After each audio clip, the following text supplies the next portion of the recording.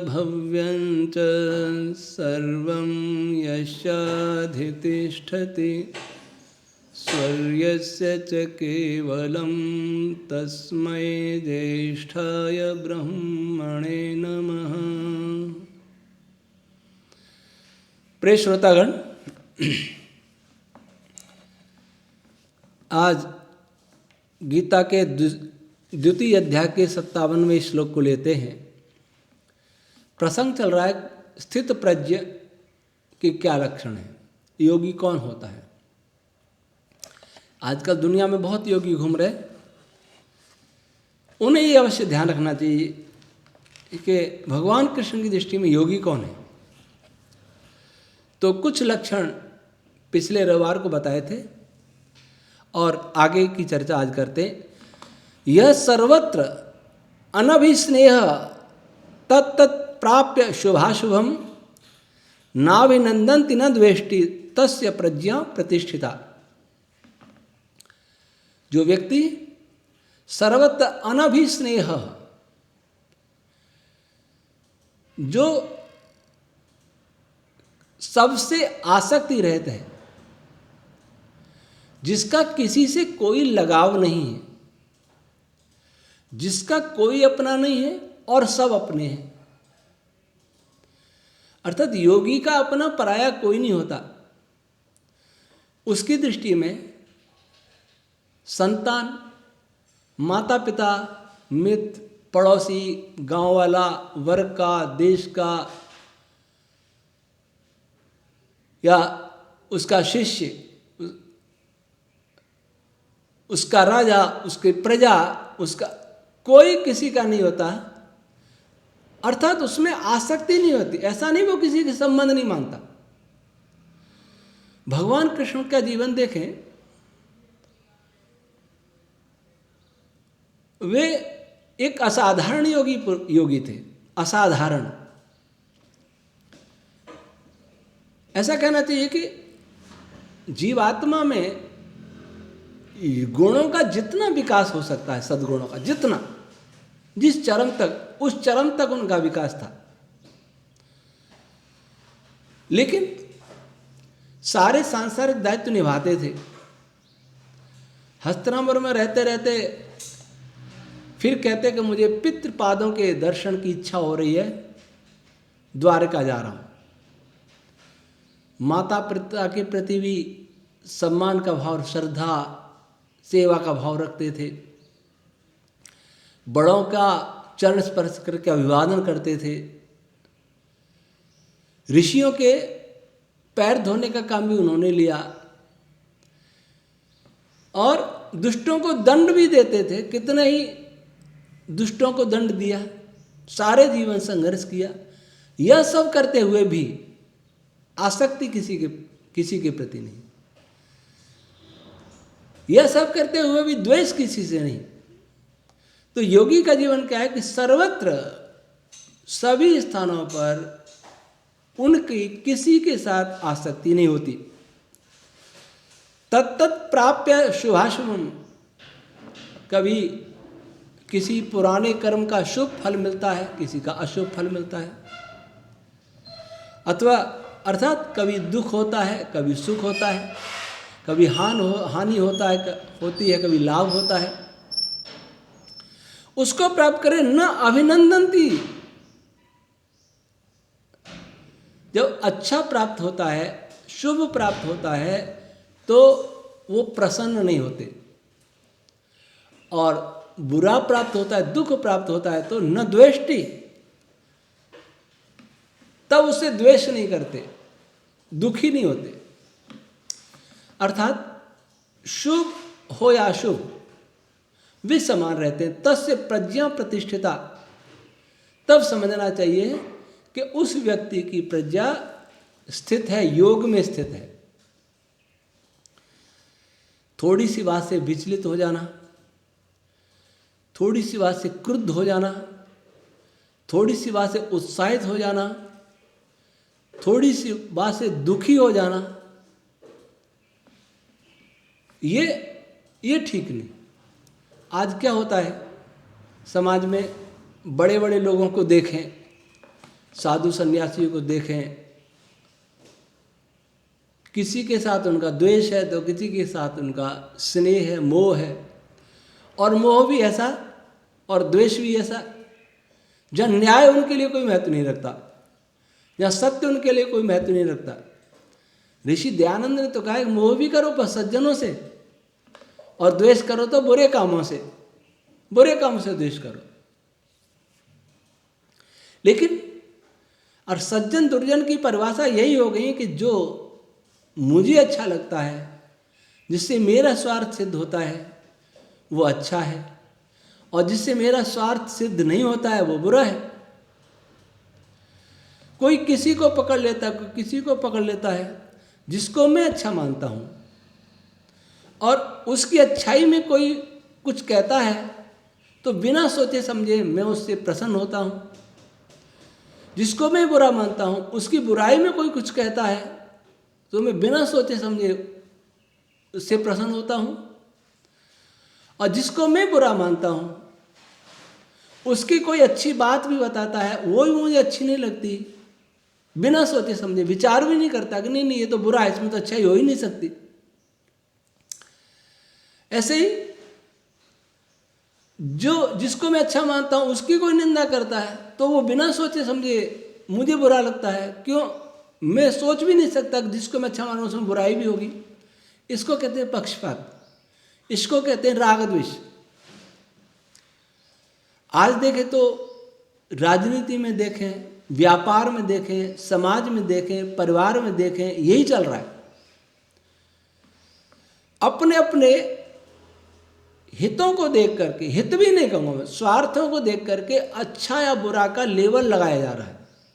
लेकिन गीता कहती है कि ऐसा नहीं है। शुभ प्राप्त हो या किसी व्यक्ति से हानि हो रही हो अथवा लाभ हो रहा हो, हमें न्याय नहीं छोड़ना, हमें आसक्ति रहित होना है।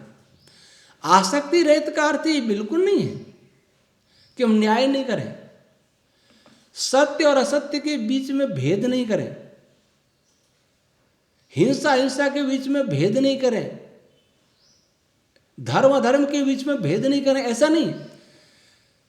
हम करें तो धर्म ही, धर्म अधर्म को पहचाने, लेकिन उनका जो फल मिलता है, या फल की बात करें, शुभ का फल मिलता है, अशुभ का फल मिलता है, उन दोनों में समान भाव से रहें। अगला कहता है श्लोक, यदा संहरते चायम कूर्मोंगानी सर्वशः इंद्रियाणि इंद्रियार्थेभ्य तस्य प्रज्ञा प्रतिष्ठिता। कछुआ क्या करता है? कछुआ जब संकटग्रस्त देखता है स्वयं को तो सारे अंगों को अंदर बंद कर लेता है, सिकोड़ लेता है, उसका जो कवच है उसके अंदर ले जाता है, सुरक्षित हो जाता है। वैसे ही जो व्यक्ति अपनी इंद्रियों को विषयों से हटाकर केंद्रीभूत कर लेता है, वह समझे कि उसने अपने को प्रज्ञा में, योग में प्रतिष्ठित कर लिया है। इंद्रियों को खुला छोड़ना आज संसार का सबसे बड़ा रोग है, और आज इस पर कहीं कोई विचार नहीं होता। हर इंद्रिय की इच्छा पूरी करना चाहते हैं, इसको कहते हैं व्यक्तिगत स्वतंत्रता।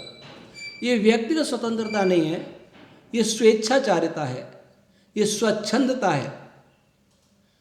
स्वतंत्रता कभी हानिकारक नहीं होती और स्वेच्छाचारिता कभी लाभदायक नहीं होती। आज जितना भी जो दिखाई दे रहा है सुख के साधन, वो केवल इच्छाओं की पूर्ति के लिए है। रसना की क्या इच्छा है? इस रसना की, इस जीव की, इस स्वाद की इच्छा के लिए इस मनुष्य ने क्या क्या नहीं किया। सारे तो जानवर खा गया, और भोजन को बिगाड़ बिगाड़ के, कैसा बिगाड़ बिगाड़ के खाया, केवल और केवल जीव के लिए। मैथिली शरण गुप्त ने कहा है, विहंगमों में पतंग, उड़ने वालों में पतंग, विहंगमों में पतंग, जलचरों में नाव ही, भोजनार्थ चतुष्पदों में चारपाई बच रही। उड़ने वालों में पतंग को नहीं खाया, अब कहते तो हवाई जहाज को नहीं खाया, और पानी में तैरने वालों में नाव या जलयान को नहीं खाया, और चौपायों में खाट को नहीं खाया, बाकी सब खा गया। किसके लिए? इस रसना के लिए। गीता तो कहते हैं इंद्रियों को विषयों से सिकोड़ लो, केंद्रीभूत करो, इकट्ठा करो, संयमित करो। लेकिन ये संयम का, आज के मनोवैज्ञानिक कहते हैं कि संयम नहीं, किसी भी इंद्रिय का दमन मत करो, जो चाहती है वैसा उसे कराओ। इस चाहने, इन रुचियों ने संसार में खूनी क्रांति मचाई है, और आज जितने भी दुख के कारण है वो इन्हीं के कारण है।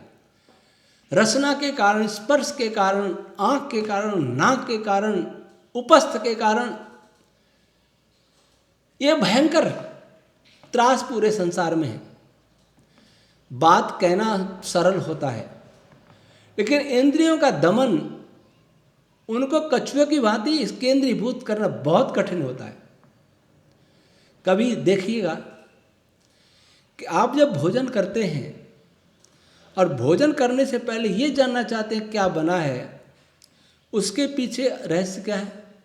उसके पीछे का कारण ये है कि वो भोजन आपकी रसना स्वाद के अनुकूल है कि नहीं है।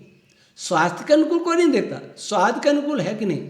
स्वास्थ्य के अनुकूल देखने वाले बहुत कम होते हैं। कोई कोई तो मैंने सुने हैं कि वो नमक कम हुआ और मिर्च कम हुआ तो थाली फेंक देंगे या छोड़ के चले जाएंगे। इतनी बुलंद ईश्वर ने इंद्रियों को हमारी दासी बनाया। उपनिषद कहता आत्मनम रथिनम विद्धि मन प्रग्रहम एव च। आत्मा रथी है, मालिक है, और बुद्धि सारथी है, रथ हाँकने वाला। मन लगाम है, और इंद्रियां घोड़े हैं, और विषय, इंद्रियों के जो विषय हैं वो मार्ग हैं। जब घोड़े न तो मन की मानते हैं, घोड़े मन की नहीं मानते, मन बुद्धि की नहीं मानता, और बुद्धि आत्मा का नहीं मानती, तब क्या होगा? रथ कहाँ जाएगा? वो ही आज चल रहा है।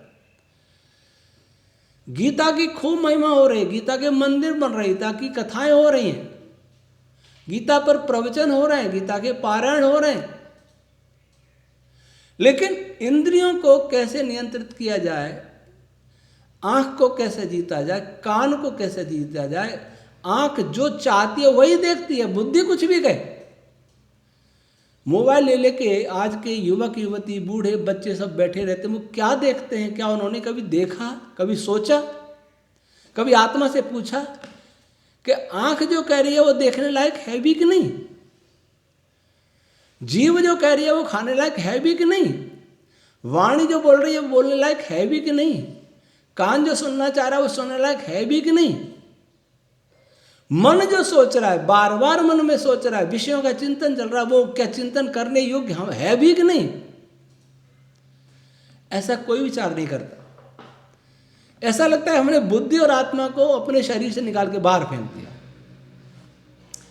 दासी रानी बन गई और रानी दासी बन गई। जिस समय चौकीदार को मालिक बना दिया जाएगा और मालिक चौकीदार बन जाएगा, उस कार्यालय का क्या होगा? मूर्ख शासन करेगा और बुद्धिमान उसका अनुगमन करेगा, उसकी आज्ञा पालन करेगा, तो स्थिति क्या होगी? आज तो वही स्थिति है। शासक की कोई योग्यता नहीं और शासितों की बहुत सारी योग्यता निर्धारित हैं। वैसा शरीर में भी कर लिया है। आत्मा तो बेचारी दासी हो गई। जीव कहेगी वही खाना ही है उसको, कान कहेंगे वो सुनना ही है उसको, आंखें वो देखना ही उसको, फिर गीता पढ़ने से क्या लाभ? इसलिए हम इंद्रियों का दमन करना सीखें। दमन का मतलब मार डाले नहीं, आंख बुरा देखे तो आंख फोड़ ले, ऐसा नहीं है। रोकने की कोशिश करें। घोड़े अगर गलत दिशा में जा रहे हैं तो उनको मारना नहीं है, मार डालना नहीं है, ऐसा नहीं तलवार लेकर उन पर तलवार चला दो। उनको धीरे धीरे धीरे धीरे नियंत्रित करने का प्रयास करें। इसके लिए ध्यान है, प्राणायाम है, सात्विक भोजन है, साधन है। लेकिन आज इसकी कोई चर्चा नहीं है, कोई इच्छा ही नहीं, किसी की इच्छा नहीं है। जो हो रहा है वो कहने योग्य नहीं है। परंतु यहाँ मैं गीता के संदर्भ में कहूँगा कि मनुष्य को चाहिए कि वह इंद्रियों को कछुए की भांति विषयों से हटाए। जब आपकी इच्छा करे कि आज मुझे यही खाना है, बाजार में जा रहे हो, मिठाई नमकीन की दुकान देखे, आपका मन चला कि ये मिठाई लेनी है, तब आप अपने मन को नियंत्रित करने का प्रयास करें। मन को ऐसा न करने दें वो जीव के कहने से अवश्य खाए मिठाई। आपको कोई गीत मधुर लगता है, अच्छा लगता है, लेकिन गीत सुनने लायक नहीं, अश्लील है, श्रृंगारी है, तो गीत कहीं मोबाइल में सुनने की इच्छा हुई तो आप रोकने का प्रयास करें कि नहीं, आज नहीं सुनना, कल देखा जाएगा, कल फिर सुनने की जगह कल नहीं, फिर आगे कल देखा जाएगा। ऐसे ऐसे धीरे धीरे नियंत्रण हो सकता है। लेकिन हमने अपने अंदर इतना कचरा भर लिया है कि हम इतना सोच भी नहीं पाते। तुरंत हमारी इंद्रियों ने कहा, तुरंत वैसा ही करने लग जाते। इस संसार में दो इंद्रियां सबसे भयंकर हैं, जिनके कारण सारा संसार में हाहाकार मचा हुआ है। रसना और जनन इंद्रिय, इन दो के कारण सारे संसार में सारे दुख हैं, और दोनों अत्यंत प्रबल हैं। इनमें आग में जैसे घी डाल के प्रज्वलित किया जाता, वैसे प्रज्वलित करने के सारे संसार में साधन बने हुए। सारा इंटरनेट, सारे मोबाइल, कंप्यूटर, टीवी, सब कुछ इसी के लिए है। और फिर गीता का पाठ करेंगे, गीता पढ़ेंगे, उससे क्या होगा? तो गीता का जो ज्ञान है उस पर आचरण करने का प्रयास करें। हानि हो जाए, दुख तो होता है, पर सांत्वना दें स्वयं। किसी ने कोई कटु बात कह दी, अपने रुचि की बात नहीं है, क्रोध आ रहा है तो उसे रोकने का प्रयास करें। बहुत किसी सफलता पर हम प्रफुल्ल हो रहे हैं तो उसको भी थोड़ा रोकने का प्रयास करें। बहुत प्रफुल्ल नहीं, शांत रहने का प्रयास करें। ये सब अभ्यास से होगा। तो आज ये 2 श्लोक, शेष चर्चा अगले रविवार को। ओम शम।